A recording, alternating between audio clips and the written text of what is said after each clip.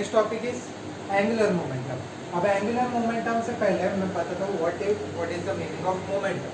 Momentum मतलब क्या होता है? Momentum is tendency of a body to maintain is inertia. मतलब ये बॉडी का एबिलिटी है जो उसके इनर्शिया को मेंटेन करने में हेल्प करता है. ओके, एंगुलर मोमेंटम क्या होगा? ये उसका रोटेशनल मोशन वाला जो इनर्शिया है उसको मेंटेन करने में हेल्प करता है. It is tendency of the body to maintain the inertia of rotational motion. Okay, तो फॉर्मूला की अगर हम लोग बात करें, it is given by vector form में L bar equal to R bar cross T bar. Okay, मतलब अगर ये कोई ऑब्जेक्ट है, ये एक्सिस ऑफ रोटेशन, ठीक है, इस पॉइंट का अगर मेरे को एंगुलर मोमेंटम देखना है, सो R bar is the position vector from the axis and T क्या है आपका? T bar is angular momentum. Okay, suppose मैं बोल रहा हूँ एंगुलर मोमेंटम इस डायरेक्शन में एक्ट कर रहा है, दोनों के बीच में angle is theta. Okay, cross product क्या रिप्रेजेंट करता है कि ये जो है लीनियर एंगुलर मोमेंटम जो है वो क्या होगा? That will be acting perpendicular to the plane. Okay, तो यहाँ पे मैंने पहले भी बताया था कि जो क्रॉस प्रोडक्ट होता है इसका जो सीक्वेंस है ये उल्टा नहीं होना चाहिए. उल्टा हो गया तो इसका डायरेक्शन चेंज हो जाएगा. Let's derive an expression for angular momentum. तो हम लोग ने क्या किया यहाँ पे हम लोग ने रिजिड बॉडी एज्यूम किया which is made up of n number of particles. सब पार्टिकल्स का mass suppose m1 m2 up till mn है. All are located at a distance of r1 r2 dot dot dot rn. let v1 v2 dot dot dot vn be the linear velocity of the particles. तो यहाँ पे मैं क्या बोल सकता हूँ? हर एक पार्टिकल का linear velocity will be given by v1 equal to r1 omega, v2 equal to r2 omega up till vn equal to rn omega. Okay, now momentum, let p1 p2 p3 be the momentum of the each of the particles up till pn. okay, so linear momentum will be given by momentum is mass into velocity, that means m1 into v1 which is equal to m1 r1 omega. p2 similarly क्या आएगा मेरे को? m2 into v2 which is equal to m2 r2 omega. ऐसे ही pn क्या मिलेगा मेरे को? pn will be mn vn which is equal to mn rn omega. now हर एक पार्टिकल का अगर मैं एंगुलर मोमेंटम निकालूं, what is angular momentum? Angular momentum is r into t. Okay, magnitude consider कर रहे हैं हम लोग, वेक्टर फॉर्म में नहीं जा रहे. सो r into t. सो अगर फर्स्ट पार्टिकल का देखें तो it will be r1 into t1 which is equal to r1 into m1 r1 omega which is equal to m1 r1 square omega. Similarly L2 क्या आएगा मेरा? R2 into P2 which is equal to R2 into M2 R2 omega which is equal to M2 R2 square omega. ऐसे ही nth particle के लिए क्या आएगा? Pn Rn which is equal to Rn into Mn Rn omega which is equal to Mn Rn square omega. ना अभी ये जो सारे एंगुलर मोमेंटम है, ये सारे एंगुलर मोमेंटम जो है that will be acting along the axis. Axis of rotation के अलोंग एक्ट करेंगे. सबका डायरेक्शन जो होगा वो एक्सिस ऑफ रोटेशन के अबाउट होगा. तो मैं क्या कर सकता हूँ? टोटल एंगुलर मोमेंटम ऑब्टेन करने के लिए मैं क्या कर सकता हूँ? सबको ऐड कर सकता हूँ. तो all the angular momentum acts along the axis of rotation. Therefore, total angular momentum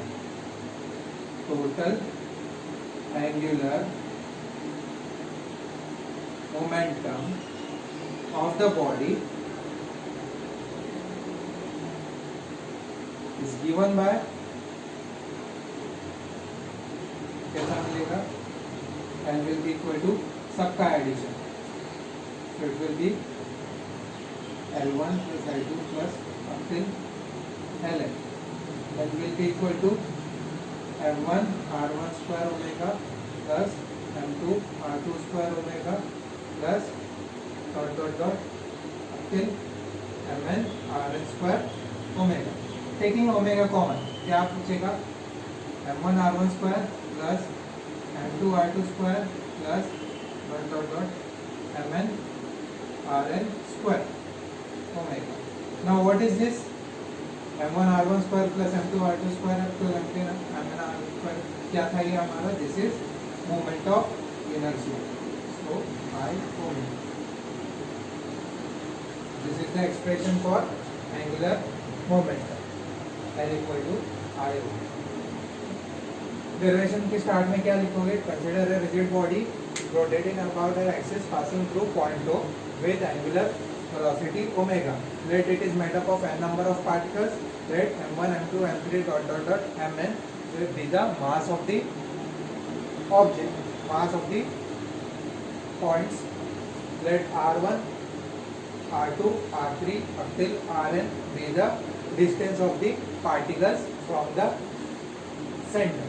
Okay, from point O. Let v1, v2, v3 up till vn be the linear velocities of the particles. Let p1, p2 up till pn be the linear momentum of the particles. Similarly, let l1, l2 up till ln be the angular momentum of the particles. Then derivation start करोगे. Our next topic is torque. Torque जो है rotational motion में force का analogous है. मतलब यहाँ पे जो रोटेशनल मोशन मेंटेन जो कर रहा है जो है that is due to torque. Now what is torque? जब एक फोर्स एक्ट होता है at some distance from a fix point तो वो क्या उसकी वजह से बॉडी रोटेट होने लगता है. So that is torque which is given by force into perpendicular distance. Okay, तो यहाँ पे हम लोग इसका एक्सप्रेशन देखने वाले. अगेन हम लोग ने एक रिजिड बॉडी कंसिडर किया, बट अब तक हम लोग जब रिजिड बॉडी को कंसिडर कर रहे थे उस टाइम हम लोग एक कांस्टेंट एंगुलर स्पीड एज्यूम कर रहे थे. ठीक है, कांस्टेंट एंगुलर वेलोसिटी एज्यूम कर रहे थे. उस टाइम पे एक्सेलरेशन था वो 0 था. ठीक है, अब हम लोग ने एज्यूम किया कि इसका कुछ एंगुलर एक्सेलरेशन है अल्फा. ठीक है, वैसे एन नंबर ऑफ पार्टिकल्स का ऑब्जेक्ट बना हुआ है जिसका डिस्टेंस r1, r2, rn तक है. ओके, हर एक पॉइंट पार्टिकल पे फोर्स एक्ट होता है. So this force is given by F1 equal to m1a1, F2 equal to m2a2, तो कहाँ तक जाएगा? Fn equal to mn an. Now acceleration और angular acceleration के बीच में रिलेशन है a equal to r alpha होता है. So a1 will be equal to r1 alpha, a2 will be equal to r2 alpha, so an will be equal to rn alpha. Now अगर torque निकालो हर एक point में, so tau1 is equal to force into perpendicular distance. अगर इसके लिए निकालो तो force is F1 and perpendicular distance क्या है आपका r1, तो F1 into r1. ये वैल्यू अगर हम लोग इसमें डाल देंगे तो ये क्या होगा? m1 a1 into r1. What is a1? r1 alpha. So this can be written as m1 r1 alpha into r1, which is equal to m1 r1 square alpha.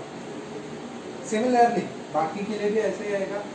This is equal to f2 into r2, which can be written as m2 r2 square alpha. Directly लिख रहा हूँ मैं. Similarly, up till tau n will be Fn into Rn, which is equal to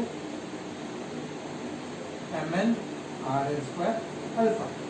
Now again, जो सारे torque है they will be acting along the axis. तो सब same direction में एक्ट हो रहे तो क्या कर सकते हैं हम लोग इसको एड अप कर सकते हैं. Okay, so as all the torques act along the axis of rotation,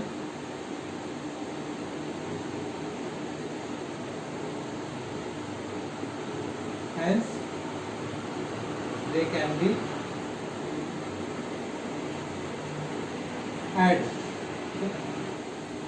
Therefore total torque of the body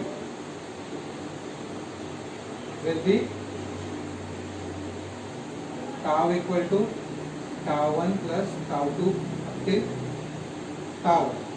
So tau will be equal to m1 r1 square alpha plus m2 r2 square alpha up till mn rn square alpha. tau will be equal to, अगर यहाँ से हम लोग ने alpha को common ले लिया तो क्या बचेगा, m1 r1 square plus m2 r2 square plus dot dot dot mn rn square alpha. Now this whole term is I. So torque is given by I alpha. इसको हम लोग फोर्स से भी कंपेयर कर सकते हैं. Force is mass into acceleration. तो यहाँ पे फोर्स के जगह टॉर्क आता है. Mass is replace by moment of inertia. Linear acceleration is replace by angular acceleration. Statement as usual जो थे वही आएंगे. Then we can continue. Okay, so our next topic is conservation of angular momentum. 11th में हम लोग ने पढ़ा था कि लीनियर मोमेंटम कंजर्व होता है, सेम एंगुलर मोमेंटम भी कंजर्व होता है. ठीक है, पहले हम लोग इसको मैथमेटिकली प्रूव करते हैं, देन हम लोग इसके थियरी पे आते हैं. Okay, linear momentum is given, angular momentum is given by alpha equal to r bar cross t bar. ठीक है, अब मैं क्या करूंगा, इसको डिफरेंशिएट करूंगा. डिफरेंशिएटिंग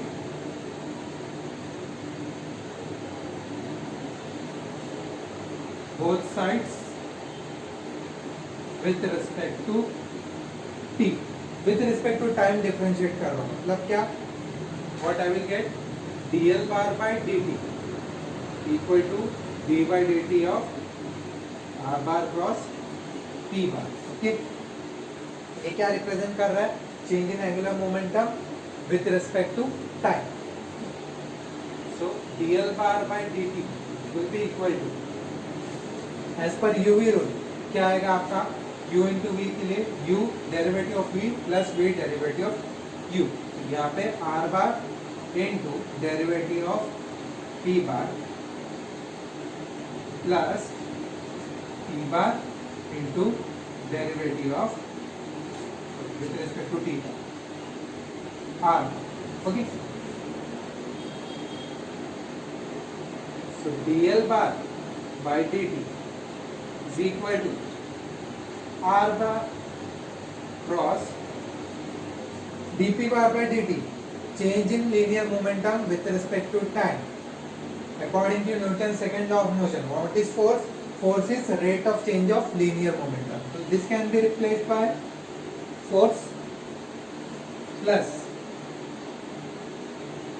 p bar को मैं लिखता हूँ mv bar क्रॉस, ये आपका क्या है, r मतलब डिस्टेंस है, distance upon time. Distance upon time is nothing but your velocity. Now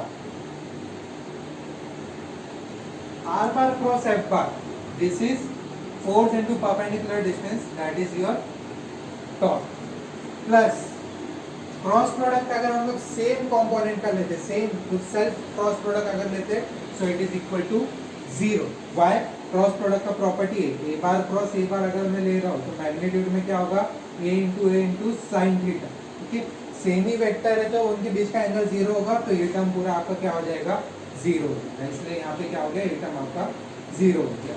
तो यहाँ से हम लोग देख सकते हैं कि rate of change of angular momentum है, that depends upon the torque, external torque पे डिपेंड कर रहा है. अगर हम लोग कोई एक आइसोलेटेड सिस्टम को कंसिडर कर रहे हैं तो वहां पे जो एक्सटर्नल टॉर्क होगा वो क्या होगा, 0 होगा.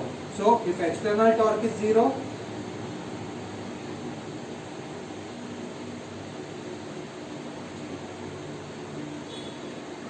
देन हम लोग क्या बोल सकते हैं, dl bar by dt will be equal to 0. मतलब क्या, rate of change of angular momentum is 0. मतलब एंगुलर मोमेंटम आपका क्या हो रहा है, कांस्टेंट रह रहा है, कांस्टेंट रह रहा है. therefore we can say angular momentum is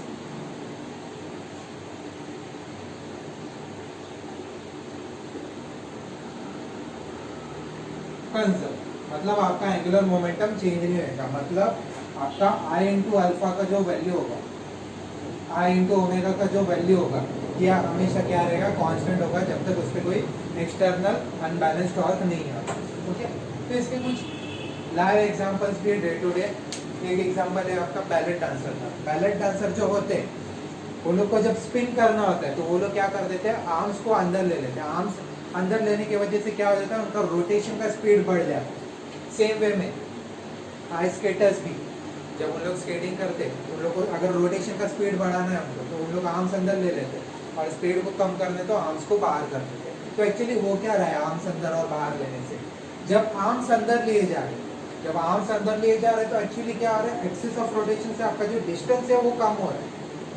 axis of rotation से अगर डिस्टेंस कम हो रहा है मतलब क्या हो रहा है, यहाँ पे आपका जो मोमेंट ऑफ इनर्शिया है इसको कम किया जा रहा है। इसको कम किया जा रहा है तो इसको बैलेंस करने के लिए आपका जो ओमेगा है, दैट इज एंगुलर वेलोसिटी, वो बढ़ जाता है। वो बढ़ने की वजह से आपका रोटेशनल स्पीड बढ़ जाता है। सेम अगर आर्म्स को बाहर कर रहे हैं तो क्या हो रहा है, डिस्टेंस बढ़ रहा है। डिस्टेंस बढ़ रहा है तो आपका आई का वैल्यू बढ़ेगा। आई का वैल्यू बढ़ा तो उसको कंपेंसेट करने के लिए ओमेगा का वैल्यू कम होगा। सेम वे में आप लोग एग्जांपल ले सकते हो स्विमर्स का। स्विमर्स जब एक डाइव मारते हो, डाइव मारने के टाइम पे वो लोग क्या कर लेते हैं, हमारे जो भी बॉडी होगी उसको काफ़ी ऐसा कॉन्ट्रैक्ट कर लेते हैं। कॉन्ट्रैक्ट करके एक बॉल शेप में हम लोग कर देते हैं। क्यों करते हैं ऐसा, वैसा करने से डिस्टेंस कम होगा। डिस्टेंस कम होने की वजह से आपका मोमेंट ऑफ इनर्शिया कम होगा, उसकी वजह से स्पीड बढ़ेगा और रोटेशन ज़्यादा स्टंट्स कर सकते हैं। These are certain examples. So with this we conclude our today's lecture. Next